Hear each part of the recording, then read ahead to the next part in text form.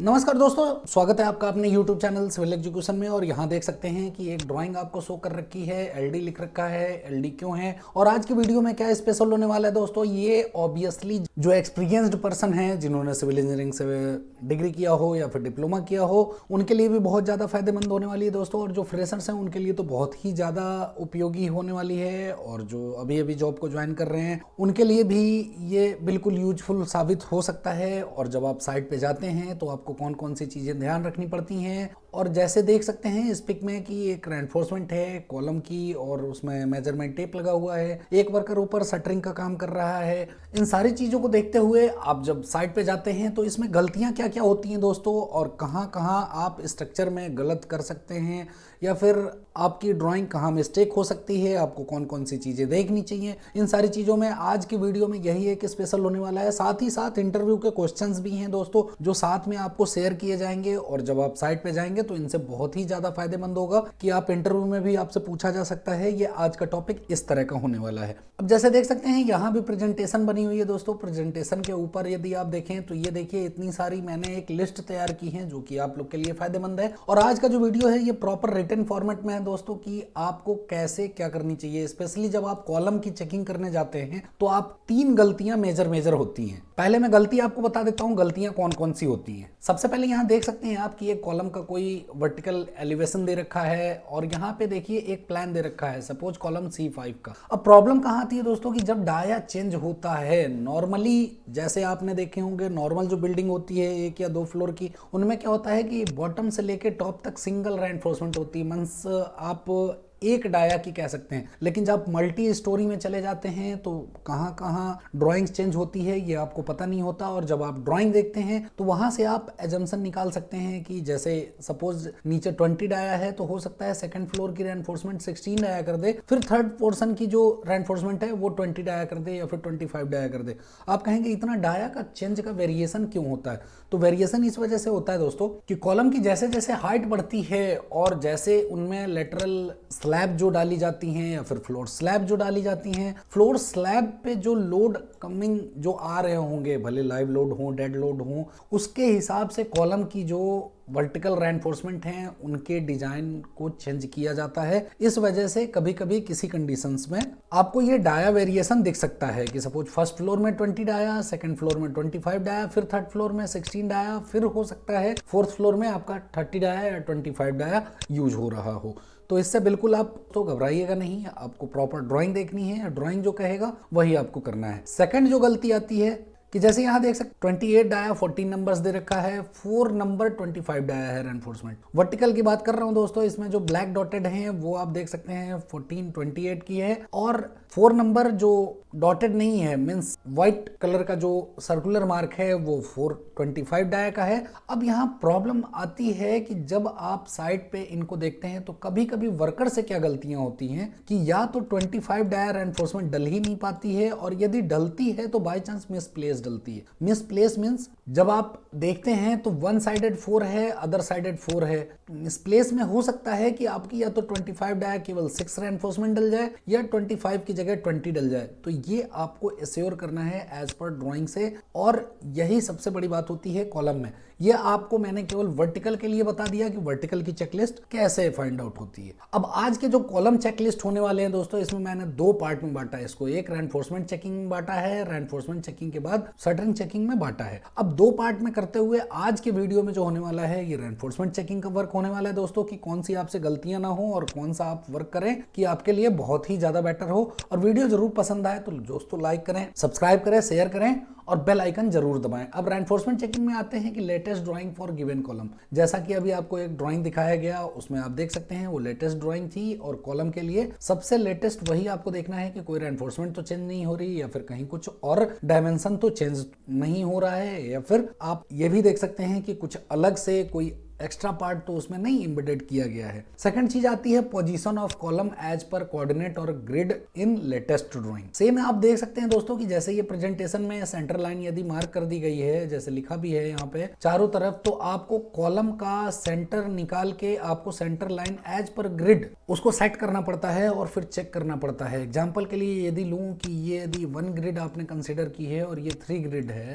या फिर रो आप कह सकते हैं इसको, तो मीन्स 1 और 3 रो के बीच का जो सेंटर होगा वही कॉलम का सेंटर होगा। या फिर कभी कभी किसी ड्राइंग में, जैसे जो ड्राइंग की हमारी सीरीज चल रही है उसमें आप जाके देख सकते हैं प्लेलिस्ट में या फिर चैनल पेज पे जाके, कि वहां जब ग्रिड से ऑफसेट हो तब आप कॉलम को किस तरह से सेट कर सकते हैं या फिर कॉलम को किस तरह से प्रिपेयर कर सकते हैं, ये आप वहां जाके देख सकते हैं। मान लेते हैं एग्जांपल के लिए जो नए हैं उनके लिए मैं बताना चाहूंगा कि 3 ग्रिड से 250 mm पे कॉलम का सेंटर ऑफसेट था, तो आप क्या करेंगे कि ग्रिड का सेंटर मार्क तो वही करेगा सर्वेयर, सेम रहेगा, बट आपका जो कॉलम का सेंटर है, कॉलम को सेंटर को 250 mm की ऑफसेट पे आपको मार्क करना पड़ेगा। और फिर जो कॉलम स्टार्ट होगा वो 250 जो सेंटर आप फिक्स कर देंगे, वहां से आपके कॉलम का प्रॉपर शेप स्टार्ट होगा। मींस बोथ साइड आप यदि बी को नापेंगे, मींस विड्थ को, तो b/2 मिलेगा, अदर साइड b/2 मिलेगा। एक साइड से नापेंगे तो a/2 मिलेगा और यहाँ पे a/2 मिलेगा अदर साइड। अब यहाँ आते हैं थर्ड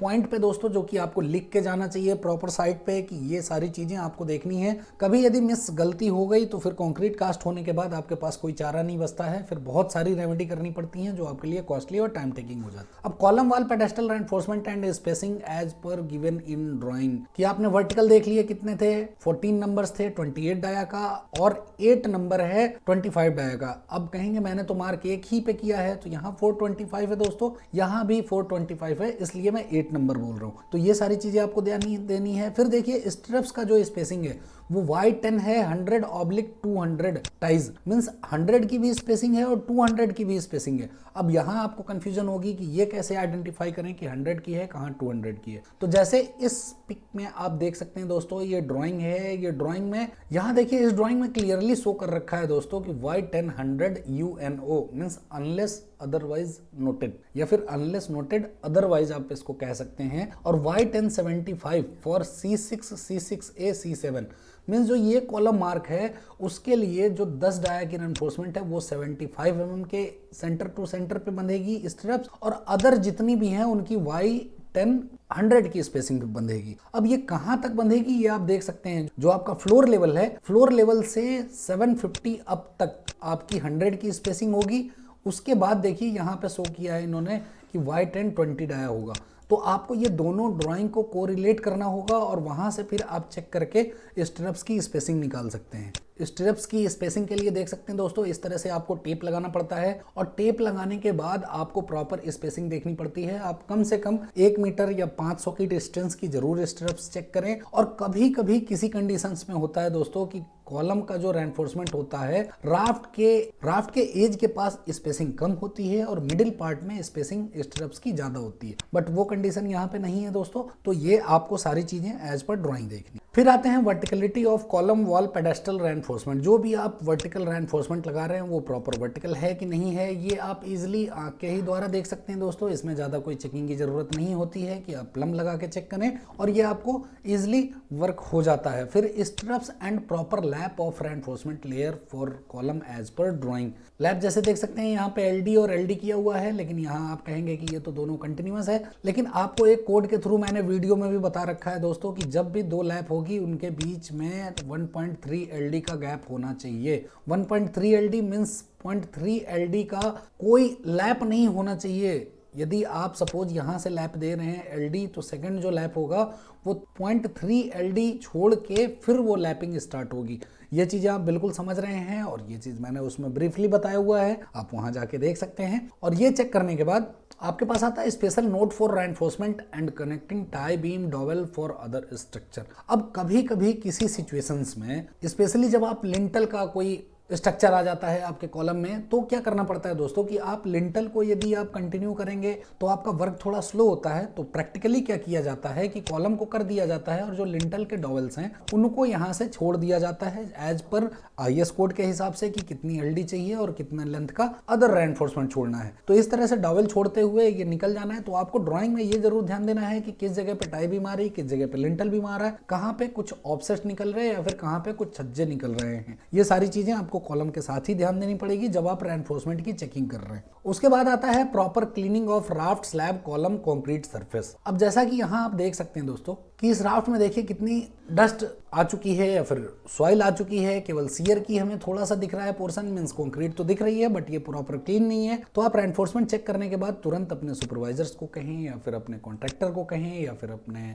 जो लोअर लेवल पे आपको जो एग्जीक्यूट करके दे रहे हैं वर्क, आप उनको बता सकते हैं कि ये प्रॉपर क्लीन करवाइए। क्लीन करवाने के बाद फिर या तो आप चेक कर सकते हैं और चेक करने के बाद फिर आप इसमें शटरिंग अलाउ कर सकते हैं। फिर इसके साथ साथ आपको कवर ब्लॉक भी देखने हैं कि कवर ब्लॉक भी रेनफोर्समेंट में शटरिंग के पहले बिल्कुल लगा होना चाहिए। और ये सारी चीजें जब आप देखते हैं दोस्तों तो रेनफोर्समेंट में बिल्कुल गलतियां नहीं होंगी और आपका स्ट्रक्चर बिल्कुल स्मूथली और प्रॉपर क्वालिटी बेस पे चलेगा और बिल्कुल आप सही से उस वर्क को एग्जीक्यूट कर पाएंगे और आपकी कहीं गलतियां नहीं होंगी। तो इस वीडियो में इतना ही दोस्तों। अब नेक्स्ट वीडियो के लिए मुझे विदा दीजिए। आपका बहुत बहुत धन्यवाद इस वीडियो में बने रहने।